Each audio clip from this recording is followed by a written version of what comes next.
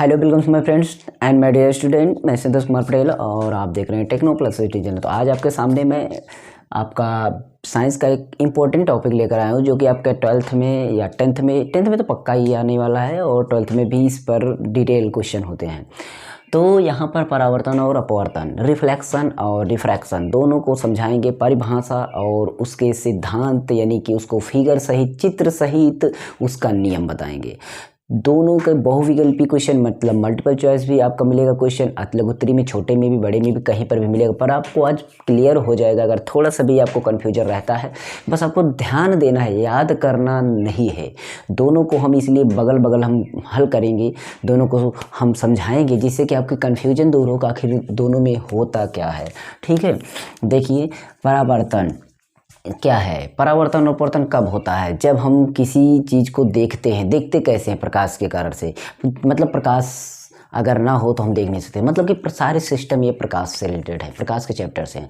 तो प्रकाश की वजह से हम देख पाते हैं किसी भी वस्तु को। तो प्रकाश का जो परावर्तन होता है, प्रतिबिंब बनता है, ये सारे सिस्टम इसी में होते हैं। तो हमें प्रकाश, आपका सबसे पहला पॉइंट होगा प्रकाश। दोनों में आपका क्या होगा? एक तो होगा आपका प्रकाश किरण, क्या होगा? प्रकाश का किरण होगा। दूसरा आपका तल होगा। ठीक है, ये दोनों पॉइंट तो आपका दोनों में होने हैं पक्का। ठीक है, मैंने एक तल बनाया, एक पृष्ठ बनाया। ठीक है, मतलब कि जो कि एक चिकना पृष्ठ होगा। यहाँ पर मैं बना लेता हूँ, देखिए ये मैंने पृष्ठ बनाया। मतलब ये चिकना पृष्ठ है जिसको हम कांच के रूप में ले सकते हैं या कुछ भी आपका चिकना पृष्ठ होना चाहिए।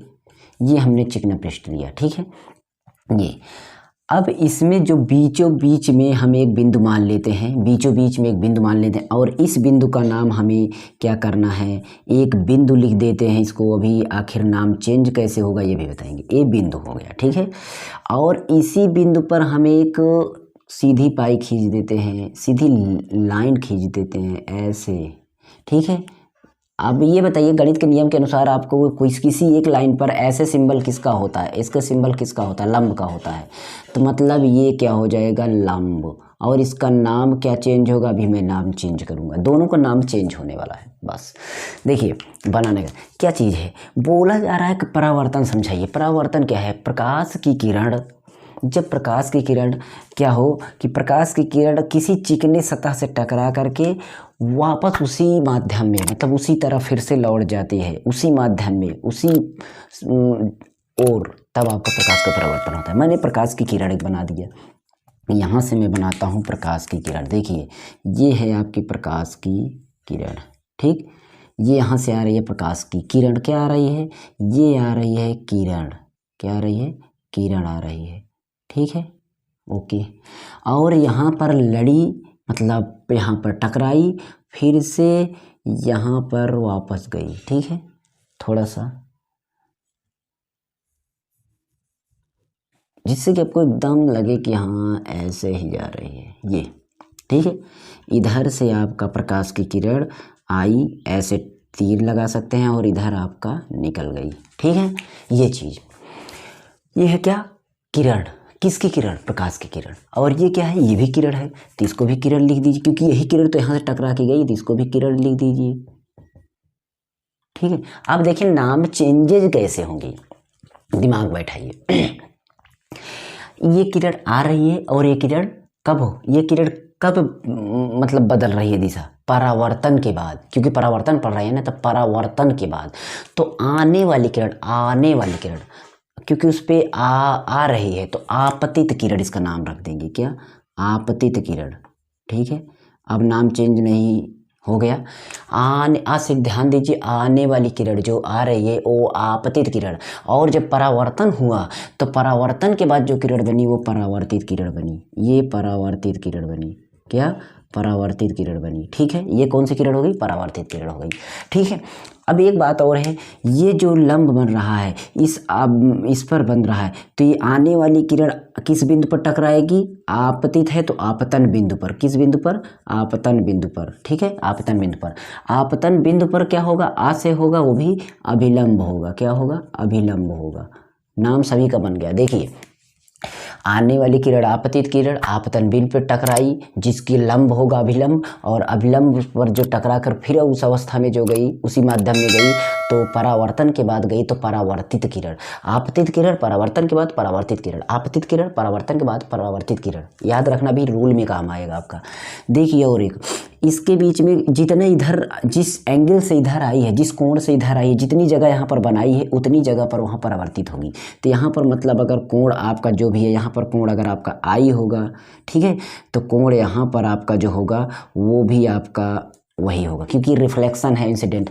तो यहाँ पर हमारी जो किरण आई, अब एक बात बताइए, इसका नाम कोण का नाम क्या होगा? ये कोण का नाम क्या होगा? ये भी कोण है और ये भी कोण है, ये भी कोण है, ठीक है, दोनों क्या है? कोण है। बस बात यह है कौन कौन से कोण है। अच्छा बताइए, आपतित किरण आने वाली किरण में तो आपतन कोण, कौन कोण? आपतन कोण। बस ये परावर्तन के बाद हुआ है तो परावर्तन कोण। इधर वाली रेखा के बीच में जो बना है परावर्तन के बाद, सारी चीजें देखिए बिंदु का नाम है। आने वाली किरण के बीच में सभी आ से होने चाहिए, आने वाली किरण सभी आ से। आपतित किरण आपतन कोण अभिलंब आपतन बिंदु, तीनों हो गए। परावर्तन के बाद जो किरण हो परावर्तित किरण परावर्तन कोण। बस हो गया, यही आपका फिगर इसमें था। इसको हम एक तल मान सकते हैं, इसको m लिख सकते हैं, m' लिख सकते हैं, इससे कोई मतलब नहीं। ये था प्रकाश का परावर्तन। परिभाषा लिखेंगे, जब प्रकाश की किरण किसी चिकने माध्यम से, किसी चिकनी सतह से टकरा कर पुनः उसी माध्यम में वापस जाती है, पुनः उससे उधर मतलब वापस लौट जाती है, तो इस घटना को प्रकाश का परावर्तन कहते हैं। ठीक है, अब इसके रूल दो निकलते हैं। हमारा क्या निकलता है? इसके दो रूल निकलते हैं। अगर रूल को देखा जाए तो क्या है, नियम जो है परावर्तन के नियम में आप देखेंगे, पहला नियम क्या है? पहला नियम ये है कि आपका आपतित किरण और परावर्तित किरण और आपतन बिंदु, ये सभी क्या होते हैं? पर अभिलंब, मतलब ये जो बिंदु आपतन बिंदु अभिलंब, तीनों एक ही तल पर होते हैं। देखिए, आपतित किरण यहाँ आई, इस पर अभिलंब पर परावर्तित किरण, आपतित किरण फिर पहुंचा आपतन बिंदु पर। कहाँ पहुंचा? आपतन बिंदु पर। फिर कौन सा गया? परावर्तित किरण। लिखिए, आपतित किरण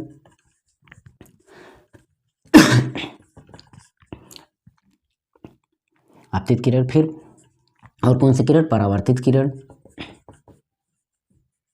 परावर्तित किरण। किस और कौन सा था? और ये जो है आपका क्या है? अभिलंब, और लिख सकते हैं, और अभिलंब, वो सॉरी अभिलंब क्या, आपतन बिंदु है ना,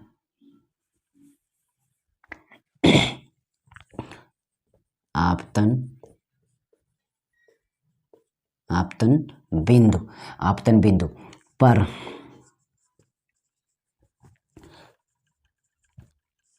अभिलंब तीनों एक ही तल पर होते हैं। बताइए, क्या आप इसको नहीं लिख सकते हैं? देखिए, एक ही तल का मतलब, देखिए एक ही हो रहा है। ये आपतित किरण आई यहाँ आपतन बिंदु पर, दूसरा को हो गया, मतलब दूसरा नंबर होगा आपतन बिंदु, तीसरे नंबर पर फिर यहाँ से गई तो परावर्तित किरण, और सब किस पे होता है? विलंब पर। मतलब ये तीनों एक ही तल पर होते हैं, एक ही तल पर, मतलब इसी तल पर होते हैं। तो बस यही एक नियम हो गया। दूसरा नियम अगर हम देखते हैं तो दूसरा नियम देखिए, ये जो आपतन कोण है और ये जो परावर्तन कोण है, आपको दिख रहा है बराबर है ना, तो यही लिखना है आपको, आपतन कोण तथा परावर्तन कोण, आपतन कोण तथा परावर्तन कोण के बराबर होता है या का मान बराबर होता है। जैसे लिखिए, मतलब बराबर आपको लिखना है, बराबर होता है, ठीक है, होता है, मतलब ये दोनों कोण बराबर होते हैं। तो इसका मतलब यही होगा कि आपतन कोण आपका क्या है? आपतन कोण आपका क्या हो कहलाता है? आई, ठीक है, कोण आई बराबर कोण आर, ये हो गया। दोनों नियम आपने लिख लिया, परिभाषा भी लिख ली। बताइए क्या दिक्कत? देखिए, ये कोण और ये कोण दोनों बराबर है, बस हो गया। अब हम चलते हैं पर अपवर्तन पर। अपवर्तन में आखिर क्या क्या सिस्टम है, इसमें भी देखते हैं। कोई बहुत बड़ा सिस्टम इसमें नहीं है, बस आपको समझने की देरी है, ठीक है। रिफ्रैक्शन ऑफ लाइट, प्रकाश का अपवर्तन। ठीक है, सारी चीज़ें वैसे ही होनी है, बस इसमें थोड़ा सा एक माध्यम की बात समझना है। माध्यम, यहाँ पर हम पहले तल बना लेते हैं, ये एक सतह बनाया, ये हमारा एक माध्यम हो गया। यहाँ पर हम कुछ नाम दे सकते हैं ए और बी। ये हमारा इधर दूसरा एरिया, उधर दूसरा एरिया। ये अपवर्तन क्या होता है? परावर्तन में परावर्तन मतलब पर उसी पर चली गई, फिर जहाँ से आई उसी पर चली। अपवर्तन आर पार हो गई, बस यही दिमाग में। अपवर्तन का मतलब आर पार हो गई। आर पार होने का मतलब ये सतह पेंटिंग नहीं होगी, ये आर पार पूरा पारदर्शक होगी। तो पारदर्शक होने का मतलब इधर कुछ माध्यम हो सकता है, इधर कुछ माध्यम हो सकता है। ठीक, तो यहाँ पर माध्यम हो गए। माध्यम 2-3 प्रकार के होते हैं आपका, जैसे कि मान लीजिए एक हो गया आपका सघन माध्यम, दूसरा हो गया आपका विरल माध्यम। ठीक है, सघन माध्यम और विरल माध्यम 2 तरह के माध्यम हो गए। सघन माध्यम में आपका आ सकता है जैसे कि आपका जल आ गया, ठीक है, और विरल माध्यम में आपका वायु आ गया। ठीक है, सघन माध्यम में आपका कांच आ गया, ठीक है, विरल माध्यम में वायु आ गया। तो इन सब चीज़ों को ध्यान देने वाली बात है। सघन और विरल जानिए। अब इसको सघन माध्यम विरल माध्यम को हम आराम से समझते हैं। सघन, सघनता से, सघनता मतलब कुछ कठिन से, कुछ उसमें कठिनाई से चले, वो माध्यम सघन होगा। विरल, विरल मतलब सरल, दिमाग में बैठेगा। विरल का मतलब सरल, मतलब सरल तरीके से जाए। अब आप ये बताइए, कोई लाइट कांच में उतना साफ जाएगी कि वायु में जाएगी? वायु मतलब जो जिसमें हम हैं, हम किस में, वायु में है, तो वायु में बताइए प्रकाश की किरण सीधा अच्छी तरीके से जाएगी, मतलब जिसको बोलते हैं नियंत्रण, जिसको बोलते हैं स्वतंत्र रूप से वायु में जाएगी कि कांच में जाएगी? तो आप कहेंगे कि वायु में जाएगी, क्योंकि वायु में कोई रोक टोक नहीं है तो, लेकिन मतलब रोक टोक नहीं है जितना कि कांच में है। तो कांच में जाएगी तो उसमें कुछ ना कुछ क्या होगा? अपवर्तन होगा। यही है, बस और कुछ नहीं। मतलब वायु में है, आपने कांच डायरेक्ट लगा दिया, कांच को पार करेगी, फिर लाइट निकलेगी, तो कांच तो इसमें आपका माध्यम 2 माध्यम हो गया। आपने पता किया कि माध्यम आपका क्या हो गया? सघन माध्यम, विरल माध्यम। सघन में आपका कठिनाई से जाएगी, कठिनाई से जाने का मतलब कोई ना कोई कृत्रिम चीज़ होगी, जैसे कि आपका कांच हो गया, जल हो गया। लेकिन आपका जो वायु होगी, वायु में आसानी से जाती है प्रकाश, तो इसको हम विरल माध्यम, विरल मतलब सरल, ऐसे दिमाग में बैठाएंगे। अब आप ये बताइए, कोई प्रकाश की किरण अगर सरल माध्यम में जा रही है, मतलब विरल में जा रही है, तो आसानी से जाएगी, तो इसका मतलब फ्री होगी, फ्री होगी, बहुत तेज़ी से जाएगी। अगर आप वो कांच में पहुँच गई, अगर आपको कांच में पहुँच गई, कांच में क्या है? सघन माध्यम, उसमें क्या होगी? प्रकाश की किरण फंस के जाएगी, फंस उस पर लोड पड़ेगा, लोड पड़ेगा, क्या होगी? झुक जाएगी। दिमाग में ही बैठाना। जैसे मान लीजिए मेरा ये है, इधर आपका क्या होगा? देखिए, वाई को आप लिख सकते हैं एयर, ए से इस तरीके से, ए, इसको ए लिखते हैं आपके पाठ में, इसको हम ए बोलते हैं एयर। कांच को बोलते हैं जी मतलब ग्लास, और जल को बोलते हैं डब्लू मतलब वाटर। ठीक है, यानी इधर आपका ए है, इधर आपका जी है। अब आप बताइए, ये प्रकाश की किरण ऐसे आई, इसको कैसे जाना चाहिए? ऐसे आई, ऐसे ऐसे ऐसे ऐसे ऐसे जाना चाहिए। लेकिन ये कांच से आ रही है, कांच से है, कांच में फ्री है, लेकिन ग्लास में जैसे पहुंचेगी इस पर लोड बनेगा, और लोड बनेगा, इधर जाना चाहिए तो ये इधर आ जाएगी, झुक जाएगी। क्या होगी? झुक जाएगी, क्योंकि लोड बन जाएगा उस पर। अगर यही चीज़ आपका इधर मैं ग्लास कर दूँ और यहाँ पर आपका एयर कर दूं, वायु, तो अब आप बताइए, इसको इधर आना चाहिए, इधर आना चाहिए, तो ये इधर आएगी, ग्लास से इधर आना चाहिए, लेकिन ये वायु में पहुंची ना, ये वायु में पहुंची तो ये इधर मतलब फ्री हो गई, तो अब आपका ये इधर चली जाएगी, ये और तेज भागेगी, दूर भागेगी स्पीड में। तो वही दिमाग बैठाना इसमें। तो यहाँ पर आपको क्या करना है, तो यहाँ तो परिभाषा में तो ऐसे ही लिखना है, सारी चीज़ें वैसे ही होने वाली है। यहाँ पर भी आपको सेम वैसे ही काम करना है जैसे इसमें करते थे। यहाँ से आपका एक तल बना देंगे, जो कि आपका समझ लीजिए ये अभिलंब ही मानेंगे। क्या मानेंगे इसको? हम अभिलंब भी इसको भी मान के चलेंगे, क्योंकि जैसे उसमें माने थे, सारी काम वही होने हैं, अभिलंब। ठीक है, ये क्या हो गया? अभिलंब। और यहाँ पर आपका एक प्रकाश की किरण आएगी यहाँ पर। ठीक है, ये आपका माध्यम जैसा होगा, माध्यम जैसा होगा उसी अनुसार या तो दूर हटेगी या तो करीब आएगी। ध्यान दीजिएगा, या तो दूर हटेगी या तो करीब आएगी। तो ये इसको जाना चाहिए, मान लीजिए इधर इधर इधर इधर इधर जाना चाहिए, इधर ना जा करके या तो इधर चली जाए या तो इधर चली जाए। ठीक है, ये इस स्थिति में आ जाए। ठीक है, ऐसा हो जाए। तो आप ये बताइए, मैंने इसको अगर ये अब ये आप निर्धारित करिए कि ये झुक रही है, तो आप बताइए कि कौन कौन सा माध्यम होगा। झुकने का मतलब लोड बना, लोड बनने का मतलब सघन माध्यम, तो ये आपका हो जाएगा सघन माध्यम। आप अपने आप निकाल सकते हैं सघन माध्यम। और बताइए, ये इसमें फ्री थी तो ये आपका विरल माध्यम। कौन सा माध्यम? विरल माध्यम, विरल माध्यम। तो ये चीज़ आप कर सकते हैं, ठीक है। यहाँ पर हो गया। और जो किरण आ रही है तो ये कौन सी किरण हो जाए, मतलब इधर से आपका आ रही है तो ये हो जाएगी किरण, कौन सी हो जाएगी किरण। लेकिन कौन सी किरण, आने वाली किरण, तो आपतित किरण, आपतित किरण। सेम वैसा ही प्रोसेस, आपतित किरण। ये कौन सी किरण, ये भी तो किरण है, ये भी किरण है। लेकिन बात ये है किसके परिवर्तन, मतलब किसके बाद ये ऐसा स्थित हुई, इसके बाद कैसे, ये किरण आपका हो गई कौन सा, अपवर्तित किरण, क्योंकि अपवर्तन क्रिया हुई है। कौन सी क्रिया हुई है, अपवर्तित किरण, अपवर्तित किरण, ये हो गई, ठीक है। तो अब आपको ये चीज़ समझने में कोई भी प्रॉब्लम नहीं। और यहाँ पर देखिए, यहाँ पर जो आपका कोण बना था, ये वाला कोण और ये वाला कोण, दोनों क्या होगा, मतलब आपस में ये सारी चीज़ें होंगी। तो हम इसको हम परिभाषा के रूप में अगर समझाते हैं कि जब प्रकाश की किरण, मतलब दो तीन स्थिति होगी, प्रकाश की किरण माध्यम एक दूसरे माध्यम में प्रवेश करने के समय, मतलब जब प्रवेश करती है तो दोनों माध्यम में अपने रेखीय पथ से विचलित हो जाती है।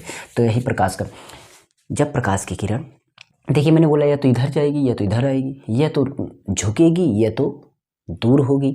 इस अभिलंब से या तो दूर हटेगी अभिलंब की तरफ, या झुकेगी। तो प्रकाश की किरण जब अब किसी, मतलब अपने किसी माध्यम से किसी दूसरे माध्यम में प्रवेश करती है तो वह अपने पथ के, रेखीय पथ से, जो उसका पथ होता है उस पथ से वह विचलित हो जाती है। विचलित हो जाने का मतलब या तो झुक जाएगी या तो, मतलब या तो इधर जाएगी उधर, अपने मार्ग से विचलित होने की घटना को ही प्रकाश का अपवर्तन कहते हैं। बात समझ में आई। तो यही प्रकाश का अपवर्तन हो गई। वैसे कंडीशन समझ। आने वाली किरण आपतित किरण, अपवर्तन के बाद जो बनी अपवर्तित किरण। यहाँ पर कौन सा कोण बनेगा, तो आपतन कोण बनेगा, क्योंकि कोण ये भी है कोण वो भी है, आपको पता है। एक से बीच में कौन सा बनेगा, कोण ही बनेगा, तो कोण हो गया। लेकिन कौन सा आपतन की आने वाली किरण है तो आपतन कोण, जैसे इसमें था। यहाँ पर क्या कौन सा, तो ये वाला कौन सा कोण होगा, ये अपवर्तन कोण होगा, क्योंकि ये अपवर्तन क्रिया के बाद हुई, अपवर्तन कोण, ठीक है, अपवर्तन कोण के बाद हुई। तो ये चीज़ आपको शायद समझ गए हैं। बस इसमें से आपका रूल लिखना है और नियम, ठीक है, नियम इसमें का लिखना है। इसमें एक नियम होता है स्नेल का नियम। क्या होता है, स्नेल का नियम, वही कहा जाता है। तो नियम को आप देख लीजिएगा। तो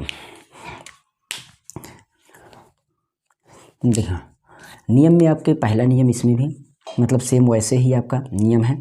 तो आपका कि मतलब कि इसमें क्या बोला जा रहा है कि आपतित किरण, जो आपतित किरण है, आपतित किरण और अपवर्तित किरण, ये वाली किरण और ये वाली किरण, आपतित किरण और अपवर्तित किरण, ये दोनों किरण और अभिलंब, आपतित किरण और अपवर्तित किरण और अभिलंब, ये तीनों एक ही समतल में स्थित होते हैं। तीनों एक ही समतल में स्थित होते हैं। तीनों एक ही समतल में है, एक ही समतल में है, ठीक है, एक ही समतल में है। ये आपतित किरण और अपवर्तित किरण तीनों एक ही, और अभिलंब तीनों एक ही समतल पर होते हैं। आपतित किरण लिखेंगे, आपतित किरण, फिर उसके बाद अपवर्तित किरण,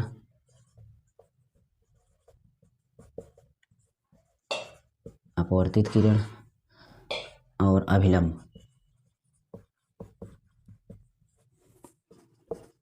तीनों एक ही समतल पर होते हैं, ठीक है, तीनों एक ही समतल पर है। आप तो ये सेम वैसे अभी समझा देंगे, दोनों कंपैरिजन करवा देंगे। यहाँ पर दूसरा रूल क्या कहता है कि आपतन कोण जो ये होता है, आपतन कोण, जैसे उसमें लिखे थे आपतन कोण, और कौन सा, और आपका इधर आपका अपवर्तन कोण होगा, उधर उसमें परावर्तन था, अपवर्तन कोण, आपतन कोण और अपवर्तन कोण, दोनों कोण मतलब का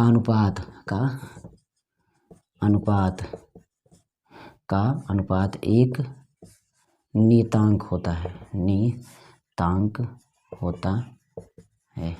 मतलब इसका एक जो अनुपात होता है वो क्या होता है, इसके बाद हम डायरेक्ट लाइन 160 में लेकर आएंगे, आपको समझा देंगे। मतलब आप अगर इन चीज़ों को ध्यान दे दिए ना एक बार समझ करके, तो आपको समझ में आ जाएगा सारी चीज़ें। तो अगली एक ही नंबर का मैं क्या करूँ, इसमें जाकर साइन लगा देंगे, डायरेक्ट लाइन में बता दूंगा। बाकी आपको पैसेज कैसे, अंतिम पैसेज है और सारे पैसेज कैसे हैं उसको देकर टिक लगाना हो, ये भी लेकर आऊँगा, पर उसको बोर्ड पर बताना संभव नहीं होगा, इसलिए मैं वहाँ पर आपको PDF बता दूंगा। और यही थैंक्स फॉर वॉचिंग। और एक बार क्या करना है, आपको डिस्क्रिप्शन चेक करना है, अपने मनपसंद प्लेलिस्ट भी चेक कर लेना है, सारी चीज़ें मैं बताता रहूँ यहाँ पर। और एक बार आपने शेयर कर देना, मेरे सेकंड चैनल के लिए कंपैरिजन करा दे, सब्सक्राइब करके बेल आइकन दोनों देखिए। Thanks for watching, good luck. इसमें आपतित किरण आई और अभिलंब पर यहाँ पर टकरा करके यहाँ आपतन बिंदु पर फिर से परावर्तित हो गई। तो आपतित किरण, और नियम में देख लीजिए, जो आपतित किरण इसमें परावर्तित किरण, इसमें अपवर्तित किरण, बस इतना, क्योंकि इसमें परावर्तन हुआ था, इसमें अपवर्तन हुआ था, इसलिए अपवर्तित किरण, इसमें परावर्तित किरण, इसमें आपतन बिंदु था, इसमें भी आपतन बिंदु है, इसमें अभिलंब पर तीनों एक समतल होते हैं, इसमें अभिलंब तीनों एक ही तल पर होते हैं, तीनों एक ही तल पर होते हैं, इसमें एक समतल पर होते हैं। बस इसमें आपतन कोण और परावर्तन कोण, इसमें आपतन कोण और परावर्तन कोण ना होकर के अपवर्तन कोण है बस। तो आई आर इसमें भी, आई आर इसमें से बराबर होता है, इसमें एक नीतांक होता है, बस सेम यही है। इसमें विरल माध्यम से सघन माध्यम, सघन माध्यम से विरल माध्यम, कंडीशन आपको पता हो जाएगी कौन से माध्यम में उसमें झुकेगी और कौन से माध्यम में उसमें दूर हटेगी। परिभाषा मैंने पहले ही बता दिया गया कि किसी एक माध्यम से दूसरे माध्यम में प्रकाश की किरण जब प्रवेश करती है तो अपने मार्ग से विचलित हो जाती है, अपने मार्ग से दूर हट जाती है या झुक जाती है विलंब तरफ। तो यही सब घटना क्या है, प्रकाश का अपवर्तन है। तो ये सारी चीज़ें आप समझ गए होंगे। दोनों को मैंने एक ही वन शॉट वीडियो में मैंने लेना चाहा और आपको कंप्लीटली समझा। अगर अच्छा लगा हो वीडियो को तो लाइक शेयर हो सके सब्सक्राइब कर देना और बेल आइकन भी प्रेस कर देना। मेरे सेकंड चैनल के लिंक डिस्क्रिप्शन में, उसको भी एक बार जरूर विजिट कर लेना। तो इसी तरीके में छोटी छोटी वीडियो जरूर, आपको बोर्ड एग्जाम की तैयारी चल रही है तो आपको हो जाएगा। बाकी जो भी चाहिए वीडियो जरूर एक बार कर देना। जो भी सिद्धांत, जो भी परिभाषा ना समझ में आए बता दीजिएगा, मैं उसको ऐसे ही लेक्चर दे दूंगा तो आपको समझ में आ जाएगी जैसे इसको मैंने बता दिया। ठीक है, ध्यान देना। आने वाली किरण आपतित, परावर्तन के बाद परावर्तित, आने वाली किरण आपतित और अपवर्तन के बाद अपवर्तित, बस। और बीच में जहाँ लड़ेगी वहाँ आपतन बिंदु, वहीं पर आपका अभिलंब कंप्लीटली। बीच में आने वाली किरण, बीच में आपतन कोण, परावर्तन के बाद परावर्तन कोण, अपवर्तन के बाद अपवर्तन कोण हो जाएगा आपका हल। ओके, बस ये सारी चीज़ें क्लियर हैं। तो प्लीज़ नेक्स्ट वीडियो में मिलते हैं। ओके।